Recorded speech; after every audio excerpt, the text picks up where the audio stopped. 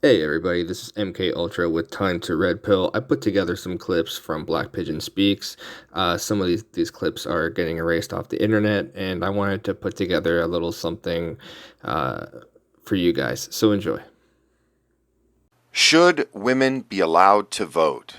And before the crazed and righteous indignation and drool starts to evacuate your mouths, rolling over your lip ring in rage, I'm talking to you feminists and allies. This is number 2 in the Contrarian Query series, where I ask you, the viewer, to vote for your answer in the poll provided and leave your thoughts in the comments section below. And as always, I will be laying out several different positions on that question.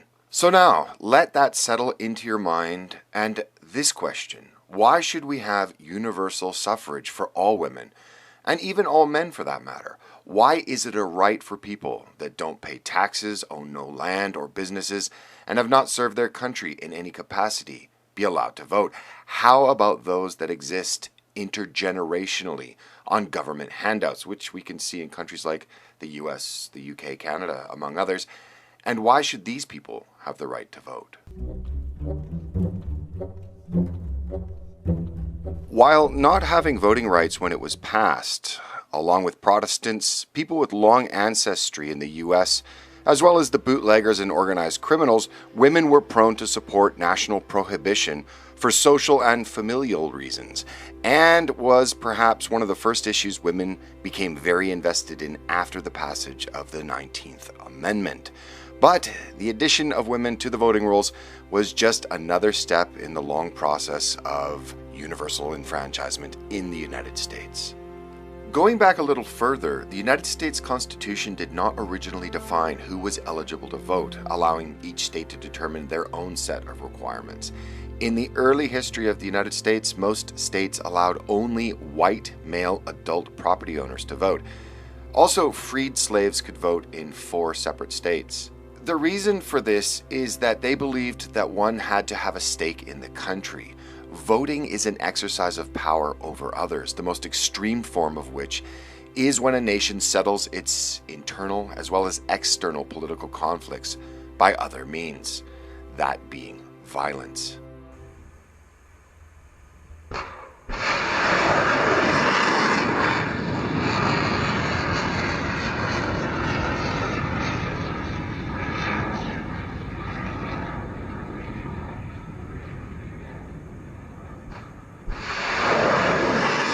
Women are not, nor have they ever been, press ganged into national service that endangers their lives. In other words, they've never been drafted for military service. Yes, they can serve in other positions within a nation's military in the modern world, but the draft is not for clerical or managerial positions, but in fact for cannon fodder.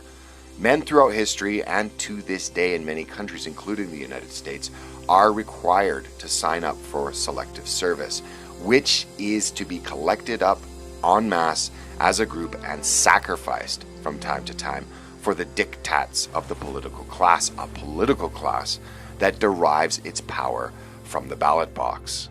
That is, should women who will never be called on to give their lives for their country have the right, via the vote, to compel others to give up their lives, should the time arise?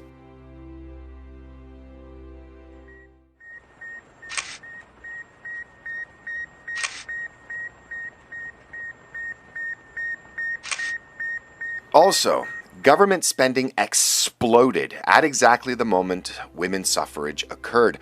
Are the two things related? Many modern researchers and feminists ardently say no, that this is only a coincidence, and posit a number of other explanations for why the government size exploded and spending took off at precisely the moment gained the right to vote.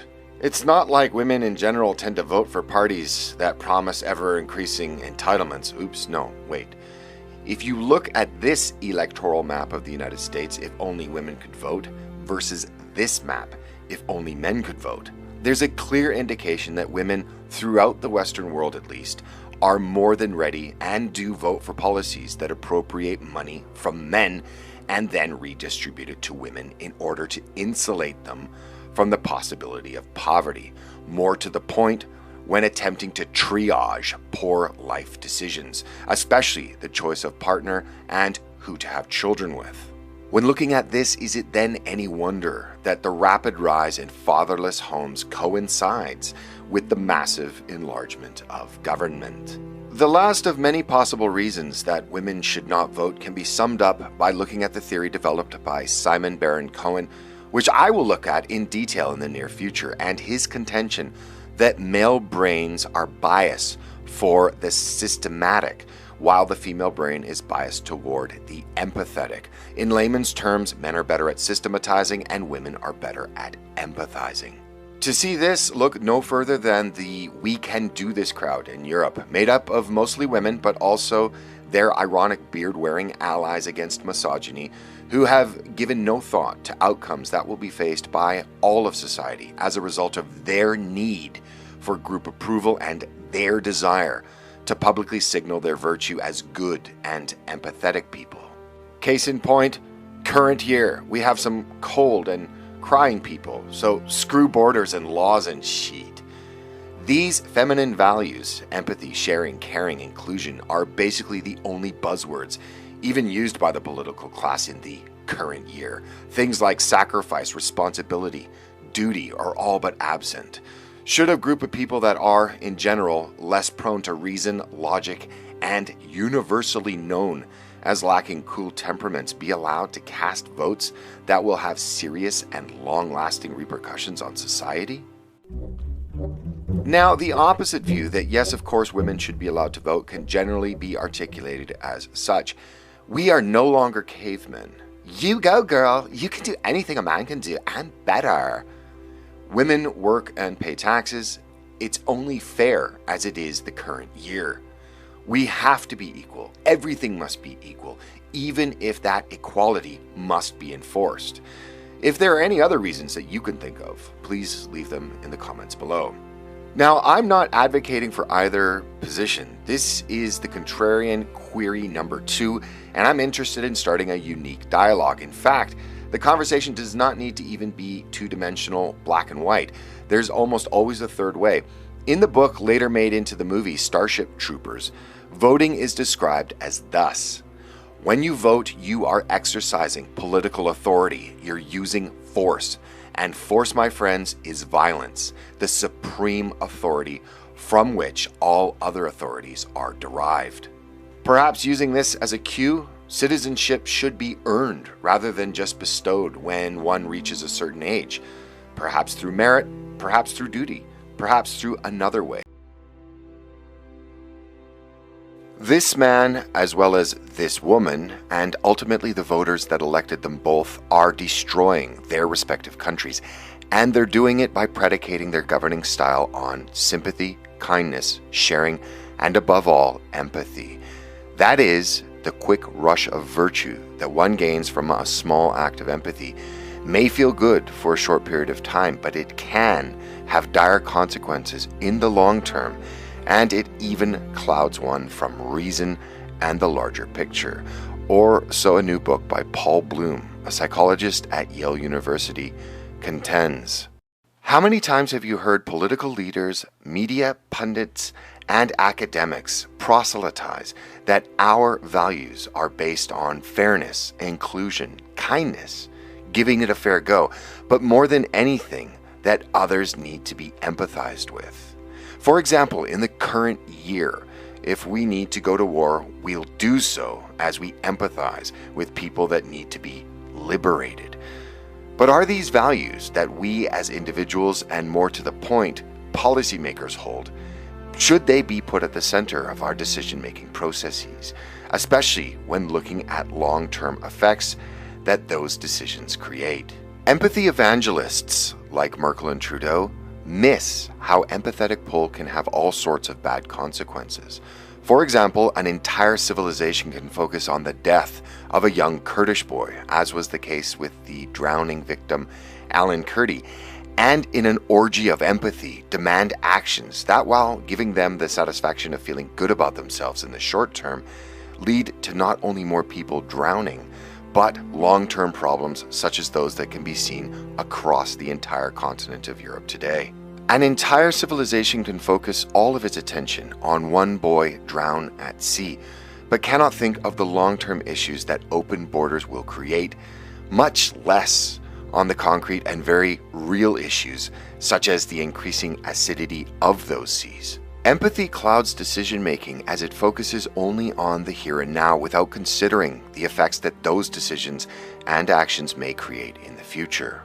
Consider recent news from Canada. The national president of the Canadian Somali Congress and Canada's Minister of Immigration, Refugees and Citizenship, Ahmed Hussein, announced the new plans of the Liberal government led by Justin Trudeau will be scrapping the 40-year-old policy which bars entry to immigration applicants when they could be costly to public health or social service systems. They explained that the existing policy that rejects those that have pre-existing medical conditions or those that are disabled from immigrating to the country doesn't align with Canadian values of inclusion. This is in addition to calls by the same Liberal government to increase the ease as well as swell the numbers of elderly immigrants to join their families in Canada. While both measures are predicated on empathy for foreign people that are ill, disabled, and elderly, is this a good policy for the political leaders of the Canadian people to enact?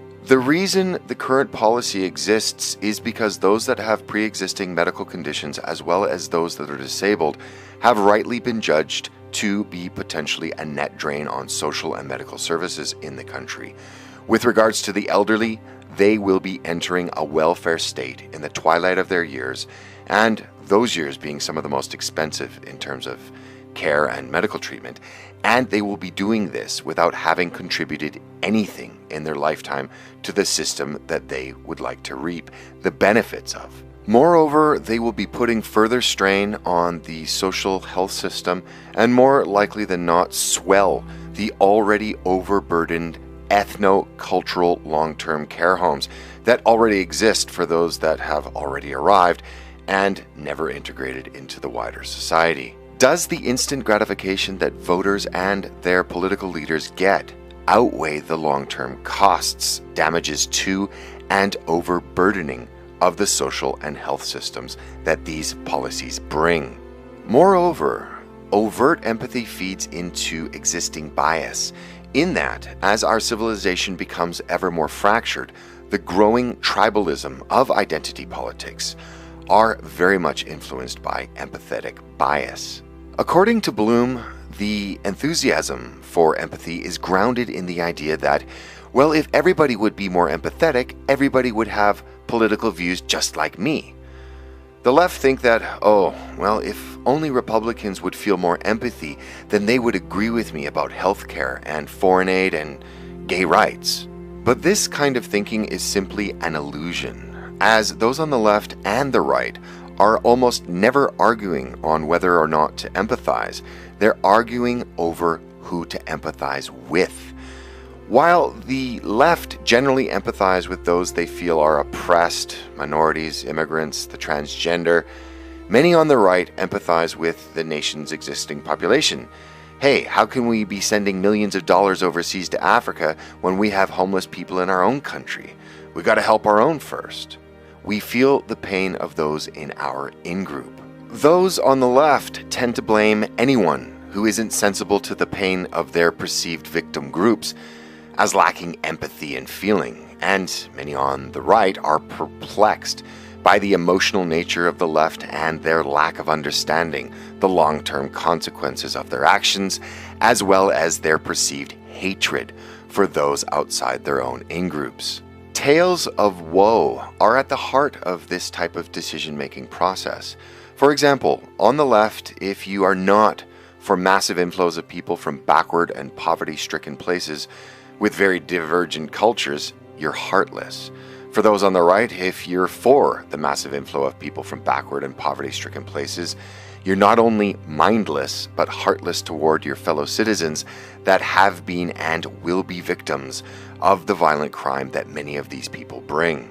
Consider this. 3 centuries ago, Adam Smith noted that when you feel empathy for someone that has been wronged, abused, or slighted, that empathy then translates into anger and, in many circumstances, hate toward those that have done the abuse.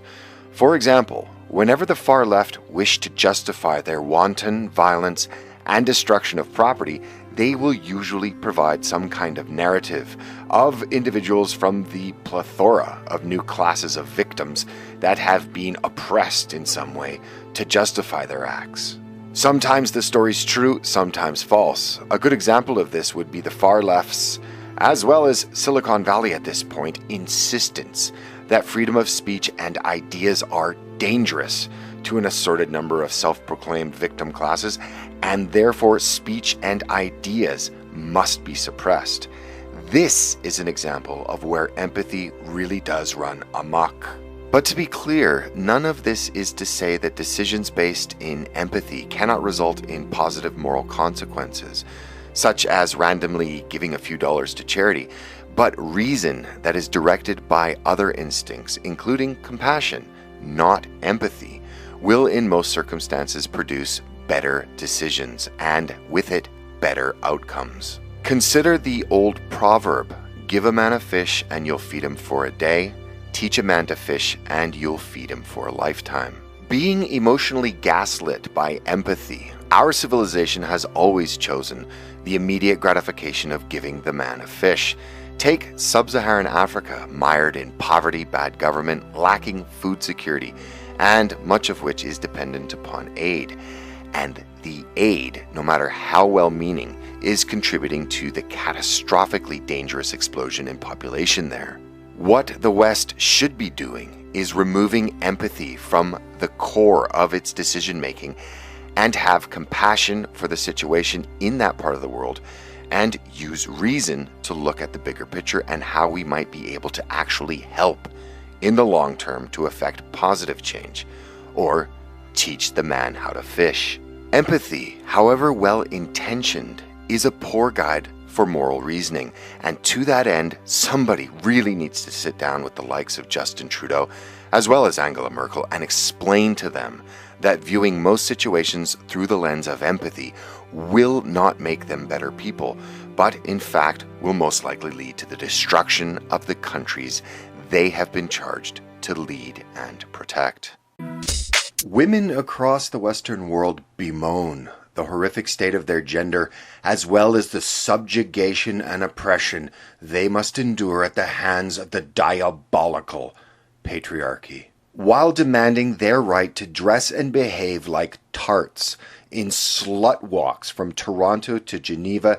They are steadfast in their demand that whilst in various states of undress, they be treated with the same special snowflake status they have cultivated for themselves and become accustomed to whilst spamming Facebook with selfies so they may drink in the bliss of narcissistic likes they receive from other like-minded women. Wide swaths of women rail on of a non-existent rape culture that is perpetrated by the patriarchy-infused cultural subordination they must exist under, whilst at the same time overwhelmingly vote for importing real rape culture from the developing world. Many women go on endlessly about their rights individually, their rights collectively as a gender, and their right to steer the ship of society in a direction that suits their particular predilections. No taxation without representation. It's a slogan that originated in the decades that led up to the American Revolution and summarized a primary grievance of the American colonists in the 13 colonies. Thus, the right to vote and say which way a society should direct its priorities should be linked to the payment of taxation. Obviously, this is an antiquated idea, as there are many countries within the democratic West where you find large numbers of people that consume government largesse but pay nothing into the system. These people can come from a variety of backgrounds, from single mothers to real estate tycoons, disabled veterans, drug abusers, or unemployed workers that have given up on rejoining the workforce, to criminals that work in the black economy. And by black economy, I mean the part of a country's economic activity which is unrecorded and untaxed by the government.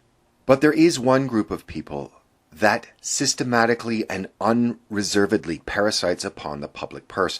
There is one group of people that exist solely throughout their entire lives through the vampire-esque redistribution of wealth that takes place throughout the Western world, and that group is Western women. And by the Western world, I mean the developed world, which is entirely made up of Western countries with the exception of Japan, Hong Kong, and Singapore. While having slight differences, the societies from Sydney to New York and from Montreal to Berlin can be grouped together by their cultural, economic, and social similarities. And throughout this block of countries, one thing remains consistent.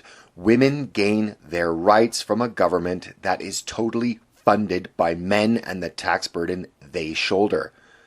Let me put this another way. Women and their rights exist solely through the taxation of anonymous men that pay for them. A working paper from the Chair of Public Finance from the Victoria Business School at the University of Wellington published a 46-page study of the distribution of income and fiscal incidence by age and gender, and used New Zealand and its accumulated statistics in this area for their model.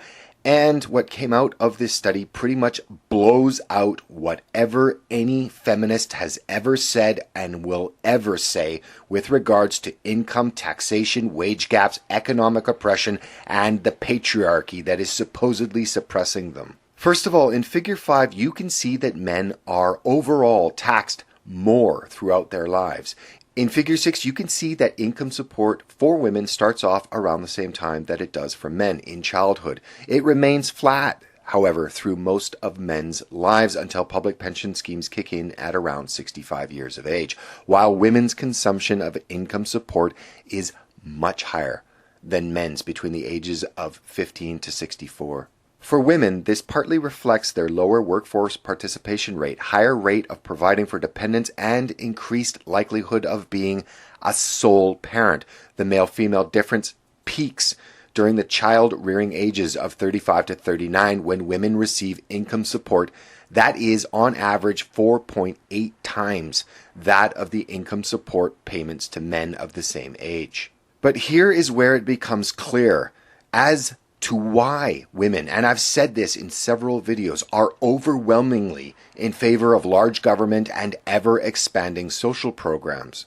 In Figure 16, it shows that over the course of a woman's life, she only becomes a net taxpayer. That is a person that pays more in terms of taxes than she receives in government assistance only in her 40s, while men do so in their early 20s. And for women, it only lasts 16 years until they reach 59 years of age. However, as can be seen in Figure 17, the positive net fiscal impact women make from the ages of 45 to 59 never outweighs the prior negative net fiscal impacts. Basically, women never cumulatively pay more taxes than they receive in terms of government expenditure. In fact, at the end of her life, the average woman consumes $150,000 more government expenditure than she pays in taxes. Men, on the other hand, cumulatively pay more in taxes than they receive for 40 years of their lives. And for taxes and public expenditures, the net fiscal incidence on men is approximately zero when aggregated over all ages. Overall, the research suggests that male taxpayers are the only ones ever to have positive contribution in taxes. Now, New Zealand is just as multicultural as the rest of the West. It too has people pouring in from all over the developing world. But as this study shows, and I would venture that its findings would be duplicated across the Western world with the possible exception of the US, as it lacks a single-payer health system, but still does have significant welfare programs, that there is one group, women, who throughout their lives are the net recipient of other people's money, namely anonymous male taxpayers that must fund and pay for women in the modern Western welfare state, an expanding state that women overwhelmingly vote for. So ladies, do you really want to smash the supposed patriarchy?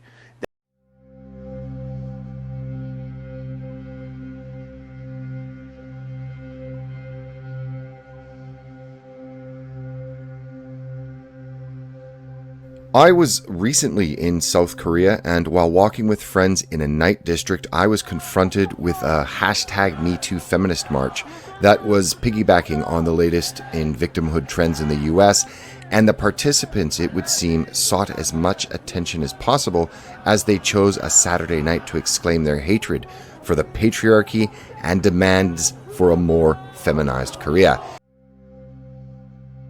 Many would say that the current social paradigm now being enacted in the West rests on the axiom that a feminized society that can and should rid itself of what is generally referred to as toxic masculinity is not only desirable and achievable, but inevitable. However, others feel that with the very recent cultural shift, that there is now a continual denigration of the masculine in the public space, and it is not only fueled by the noxious cocktail of academia and the media, but is solidified in the oft-heard mantra emanating from the many disparate groups that seek to dismantle all of the cultural institutions of the West: smash the patriarchy. But is patriarchal society this horrible thing that feminists exclaim it to be, or even a necessarily bad thing? Well, it depends on how you look at it, also on whether it matters to you to have a stable society that has the potential for longevity. But in this video, we will examine patriarchy and how it has been a force for social good in human history, and how it will make a resurgence in the West one way or another.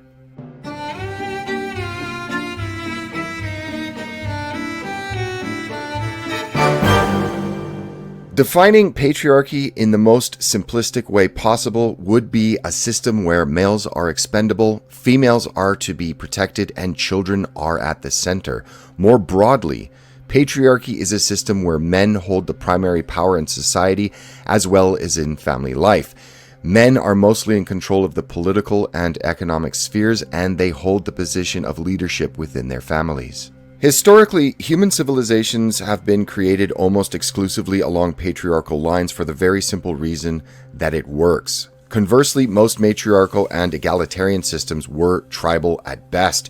Today, groups that only the most obsessive anthropologist has ever heard of, the Garo, the Bribri, or the Akan, are cited as examples of such systems. Or feminized societies can also arise coincidentally at the very end of a long and bountiful period in the life cycle of a civilization made strong originally by patriarchal principles, such as we are witnessing today in the modern West. I have spoken on this subject before, and it of course proves to be controversial as well as emotional, mostly to a small subset of women and an even smaller subset of feminized men that see any interaction between the genders as a zero-sum game. This video is not for these people, as what you have to understand is that the professionally offended are fanatics. For them, there can be no nuance, there can be no shades. If men and women are not identical, then as their logic flows, there must be one that is superior and one that is inferior. The entire concept of men and women, as they have lived for the past several thousand years in partnership, is completely lost to those that cannot see past their rabid ideological baggage. What is clear, however, is patriarchal societies encourage men to invest in their families and communities. We know clearly that patriarchal societies are successful as those organized around the principles it espouses: family, fertility, and children are the societies that have come to dominate our planet. The civilizations that are rooted in Islam, Christianity, Hinduism, Confucianism, Judaism are all patriarchal. So too are the religious traditions of Sikhism, Shintoism, and Jainism. Even Buddhism, which is packaged for Western audiences as rational, modern, agnostic, and liberal in matters of gender and sexuality, has at its core systematic patriarchal deference, which is traditionally attributed to the Buddha himself. All of these religious and cultural traditions that have been created and nurture the principles within stress the need for female obedience to her husband and, crucially, male responsibility to his family. At the basest level, the health of a tribe or society can really be measured by one thing: its position on natalism. Patriarchy is pronatalism as it is centered around children and promotes human reproduction. Now, any culture that organizes itself around anti-natalism is at very best maladaptive. The principles of child-centered, strong, monogamous, heterosexual families has been the building block of every successful society and civilization. To work in opposition to these values, as modern feminism does, is hence not only maladaptive, but any society that fails to reproduce itself will in time shuffle its way into the dustbin of history and be inevitably overtaken by another group that is pronatal. The modern West is a very good example of this. Europe, currently being led itself by a crop of childless leaders, is a place where fertility rates are below replacement level, meaning more people are dying than being born. The solution to this predicament has been to import people from radically different cultures, which just so happen to be more patriarchal, to have the children Western women refuse to have themselves. What it also means is that the children born to these new arrivals will either be absorbed into the host culture and become less fertile themselves, or patriarchy will be reasserted, and either people will start having children again, or the original society becomes demographically and culturally replaced with people that will. London, Paris, Amsterdam, Brussels, and Berlin are only the beginning. In fact, a very good visual that in my mind encapsulates the values of modern feminism and its anti-natal focus was the display put on in Ireland in late May 2018. And when I say display, I do so as I have no other words to describe the joyous celebration by women as abortion was legalized in that country. The photos and videos show women crying in delight and squealing in ecstasy, and the atmosphere was more akin to one of fangirls at a rock concert than simply acknowledging that, despite birth control being legal and readily available, the termination of life can now be had on demand. Now, I do understand that for some Western women to terminate a pregnancy is, in their minds, a key human right, but I'm not speaking on this. Also, I'm not commenting on the ethics or on the ability to have abortions, either right or wrong, or what even constitutes a child, as these questions are beyond the scope of this video. However, when I was looking at this sea of people and the glee and happiness on their faces, all that struck me was that for all intents and purposes, this was a frenzied celebration of antinatalism and a frenzied celebration of anti-life. And this in a nation that already has a fertility rate below replacement levels.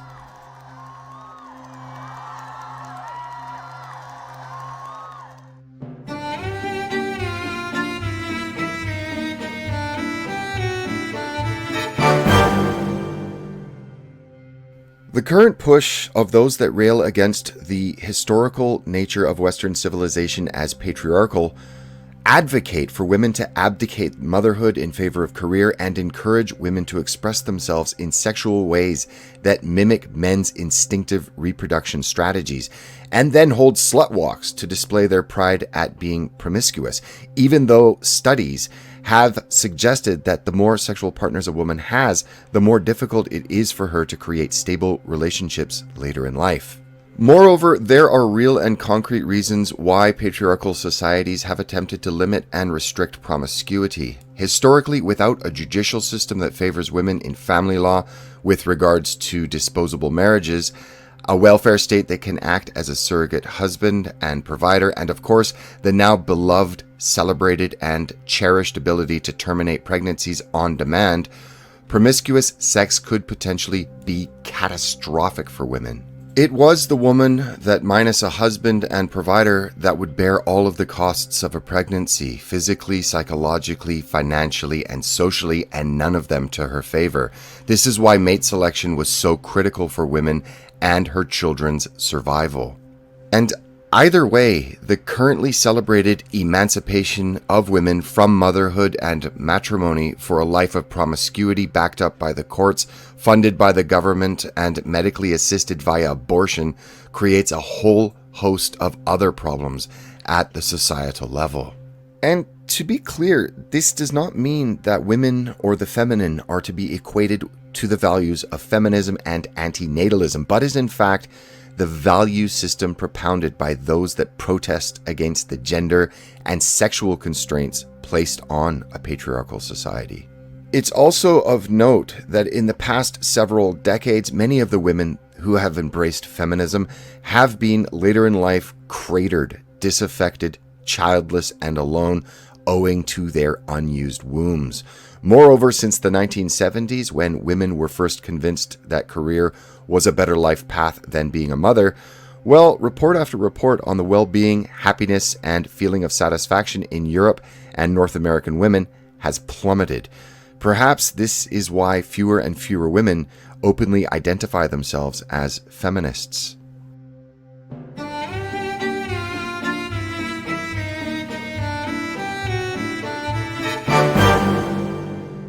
Currently, those pushing for a feminized society mistakenly believe that feminism equates with equality. Moreover, they also mistakenly believe equality means equality of outcome, rather than equality of opportunity, equality before the law, and equal human rights. The poster zir of the feminist movement is currently Canadian Prime Minister Justin Trudeau, who, via his luxuriant hair and skills as a former substitute drama teacher, beguiled the female vote and famously stated that his cabinet, which he made gender equal despite the fact that elected female MPs only made up 26% of the House, was needed as it was the current year. And in doing so, he demonstrated that equality of outcome is one of the highest virtues of a feminized society. Patriarchal societies have been successful for a host of reasons, including male investment and access to their offspring and the benefits children receive because of it. Society, in turn, is built on the family unit. Patriarchy allows women the freedom to focus on producing and caring for children, and this has and always will benefit a society.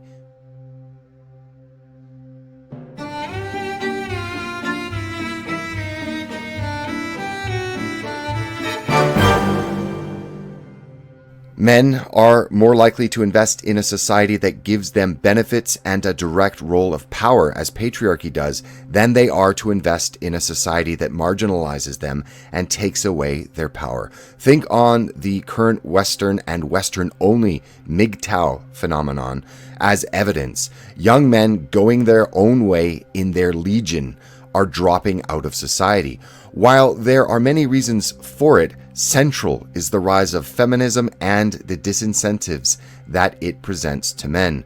Also, a side note, the situation in Japan and its hikikomori is a very different situation that would require its own video, and that video is in the mail. So, while there is no universal system that has no faults, and yes, women, as stated, should have equality of opportunity, equality before the law, and equal human rights, it is a sad fact that sometimes the desires of the individual are not compatible with the needs of the many to have a stable, functioning society in the long run. And yes, late-stage capitalism and consumerism all play into low fertility rates, but again, those are topics for another video. All that is clear is that in the grander scheme of things, pro-natalism and patriarchy as a system of human organization works, and feminism and antinatalism does not.